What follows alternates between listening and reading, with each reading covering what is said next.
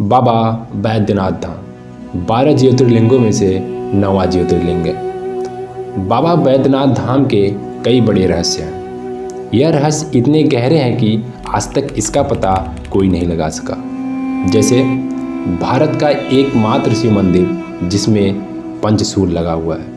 मनोकामना मांगने वाले श्रद्धालु आखिर शिवलिंग को स्पर्श करते ही अपनी मुरादें क्यों भूल जाते हैं? आखिर क्यों मंदिर के अंदर प्रवेश करते ही भक्तों को झुंझलाहट और गुस्सा आने लगता है?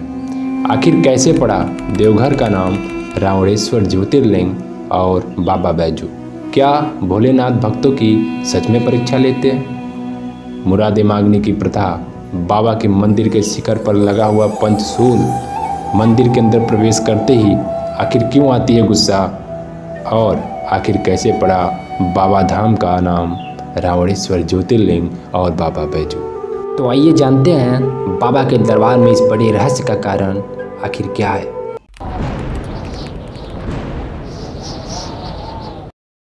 बाबा भोलेनाथ के शिवलिंग को स्पर्श कर मुराद मांगने की प्रथा। 12 ज्योतिर्लिंगों में से बाबा बैद्यनाथ ज्योतिर्लिंग एक ऐसा ज्योतिर्लिंग है जहां माता सती के हृदय में बाबा विराजमान है।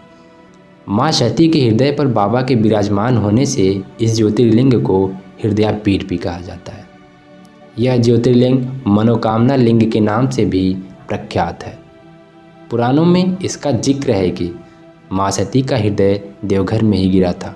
रावण जब शिवलिंग लेकर लंका जा रहा था तो देवताओं की चाल से उसे शिवलिंग स्थान पर रखना पड़ा जहाँ माता सती का हृदय गिरा था। बाद में रावण ने शिवलिंग को उठाने की बहुत कोशिश की लेकिन वह हिला तक नहीं सका। रावण देवताओं की इस चाल पर काफ़ी क्रोधित हुआ और शिवलिंग को पाताल में पहुंचाने के उद्देश्य से हाथ के अंगूठे से दबा दिया। इस कारणवश शिवलिंग धरती की सतह से थोड़ा अंदर चला गया है। रावण के बाद देवताओं ने भी शिवलिंग की उपासना की, जिसके बाद भगवान शिव ने वरदान दिया था कि इसकी पूजा करने वालों की हर मनोकामना पूरी होगी। इसके बाद बाबा धाम मनोकामना ज्योतिर्लिंग से प्रख्यात हो गया। मान्यता है कि गर्भगृह में बाबा को स्पर्श कर मुराद मांगने वालों की मनोकामना हर हाल में पूरी होती है। श्रद्धालुओं का ध्यान भटका तो भूल जाते हैं मनोकामना। पंडा धर्मरक्षिणी सभा के उपाध्यक्ष मनोज कुमार मिश्रा बताते हैं कि बाबा के दरबार में आकर मांगी गई हर मनोकामना पूरी होती है। देरी हो सकती है लेकिन मुराद खाली नहीं जाती है। बाबा के रहस्य को लेकर मनोज कुमार मिश्रा बताते हैं कि बाबा लोगों की परीक्षा भी लेते हैं। पूजा अर्चना के दौरान मन एकाग्रचित नहीं रखने वालों के साथ अक्सर ऐसी दिक्कतें आती रहती हैं। श्रद्धालु मंदिर के बाहर बाबा से मन ही मन मुराद मांगते रहता है, लेकिन जब मंदिर के अंदर गर्भगृह में पहुंचता है और बाबा के शिवलिंग को स्पर्श कर मुराद मांगने की बारी आती है तो वह मनोकामना भूल जाता है। पंडा समाज भी इस रहस्य को आज तक नहीं जान पाया। आखिर जो इंसान बाबा के दर्शन के दौरान लगातार मन्नत सोचता रहता है वह गर्भगृह में आकर बाबा को स्पर्श करते ही क्यों भूल जाता है?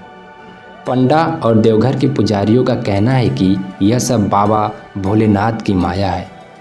आज तक इस रहस्य को कोई नहीं समझ पाया कि ऐसा होता क्यों है। पंडा समाज का कहना है कि ऐसे में श्रद्धालु को बताया जाता है कि वह ध्यान एकाग्रचित्त करके बाबा की उपासना को जाए। बाबा के शिवलिंग को स्पर्श करते ही क्यों आती है झुंझलाहट और गुस्सा? पंडा समाज के लोग बाबा मंदिर से जुड़े एक और रहस्य बताते हैं। मंदिर में अक्सर श्रद्धालु को झुंझलाहट या गुस्सा आ जाता है। बाबा बैद्यनाथ धाम का ज्योतिर्लिंग रावण द्वारा स्थापित किया गया है। इस कारण से इसे रावणेश्वर ज्योतिर्लिंग भी कहा जाता है। चूँकि रावण शिवलिंग को स्थापित करने के दौरान क्रोधित हुआ था और भगवान शंकर पर काफ़ी झुंझलाया था, इस कारण से गर्भगृह में आज भी वह अक्सर भक्तों और श्रद्धालुओं में दिखाई पड़ता है। मंदिर के गर्भगृह में प्रवेश के दौरान भक्तों को उलझन और झुंझलाहट जैसी तकलीफ़ें महसूस होती हैं। पंडा समाज के लोग इसके पीछे रावण के आक्रोश को ही बड़ा कारण बताते हुए इस रहस्य को मानते हैं। रहस्य के बीच बाबा की परीक्षा। बाबा भोलेनाथ की माया रावण भी नहीं भाप पाया। आम लोगों की तो कोई बात ही नहीं। बाबा भोलेनाथ हर किसी को मुँह मांगी मुरादें देते हैं, लेकिन बाबा के प्रति सच्ची भक्ति दिखानी होती है। बाबा को एक लोटा जल ही दिया जाता है, लेकिन उसमें पूरी तरह से शुद्धता, पवित्रता और आस्था व विश्वास होना चाहिए। बाबा परीक्षा लेते हैं। परीक्षा में पास होने वालों की किस्मत रातों रात बदल जाती है। बाबा के द्वार पर मांगी गई हर मुराद पूरी होती है, क्योंकि बाबा की उपासना के साथ माँ यानी शक्ति की भी उपासना होती है।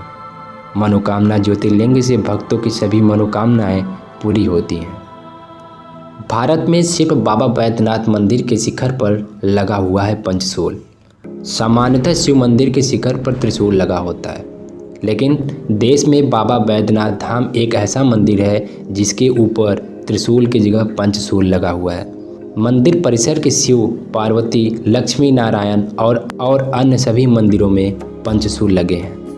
ये महाशिवरात्रि से 2 दिन पहले उतारे जाते हैं और महाशिवरात्रि से 1 दिन पहले विधि विधान के साथ इन सभी पंचशूल की पूजा की जाती है और फिर वापस मंदिर के शिखर पर स्थापित कर दिया जाता है। इस दौरान भगवान शिव और माता पार्वती के गठबंधन को भी हटा दिया जाता है। पंचशूल को लेकर क्या मान्यताएं हैं? बाबा बैद्यनाथ धाम मंदिर के शिखर पर पंचशूल को लेकर मान्यता है कि त्रेता युग में रावण की लंकापुरी के प्रवेश द्वार पर सुरक्षा कवच के रूप में पंचशूल भी स्थापित किया गया था और सिर्फ रावण ही पंचशूल यानी सुरक्षा कवच को भेदना जानता था।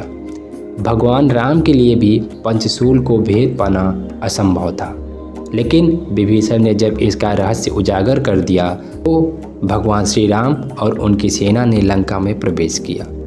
मान्यता है कि पंचशूल के कारण मंदिर पर आज तक कोई प्राकृतिक आपदा नहीं आई है। सुरक्षा कवच के रूप में है पंचशूल, आज तक नहीं आई कोई आपदा। पौराणिक मान्यता के अनुसार पंचशूल को सुरक्षा कवच माना गया है। इसे लेकर कई मान्यताएं हैं, जैसे ज़्यादातर लोगों का मानना यह है कि पंचशूल इंसानों में पाए जाने वाले 5 विकारों काम, क्रोध, मद, लोभ, मोह का नाश करने का प्रतीक है।